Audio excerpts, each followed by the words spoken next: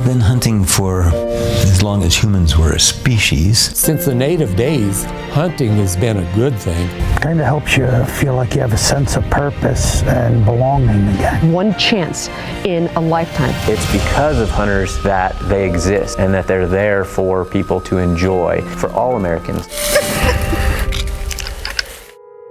And mule deer hunting was originally sort of the cornerstone of the funding base of game and fish agencies.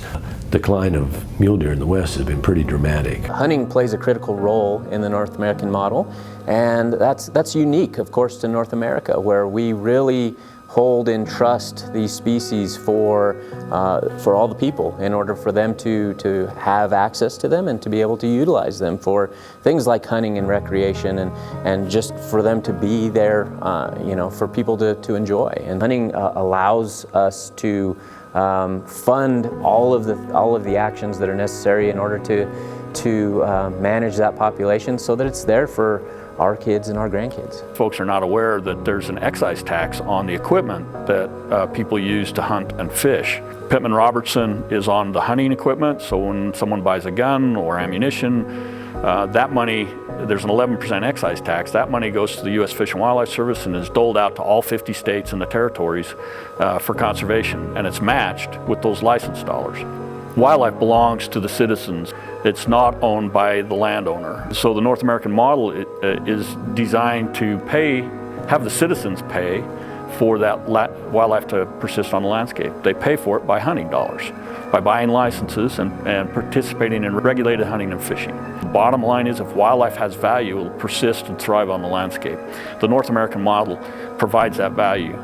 These initiatives that stop hunting don't generally come with an alternate source of funding to pay for conservation. Unless they're willing to step up and give us an alternate plan for providing funding for conservation, if these things persist and put hunting out of business, then conservation will cease. It's the fallacy that if you just leave hands off, everything will be fine. It won't be fine. Nature's a constant struggle to survive, and species will either thrive or they'll go extinct, and it's not a balance. It's a constant fight to stay alive, and if there's no intensive management, we believe that the ecosystem will suffer greatly. Mule deer, for instance, are a bit of an umbrella species, so that way if we can protect habitat for what deer need, and deer need a diversity on the landscape, if we can protect or create what the mule deer need, that'll trickle down to the non-game species by virtue of the diversity that's created on the landscape. Mule deer is one of the #1 indicator species of how forest health and ungulate populations working together. So that when our deer populations are struggling, our forests are struggling. When the deer populations start doing better, our forests start looking better. So we call it indicator species when I was with the U.S. Forest Service. Stewardship means to me being a good steward to the land, which means you're going to be helping the land, you're going to put volunteer time into the land.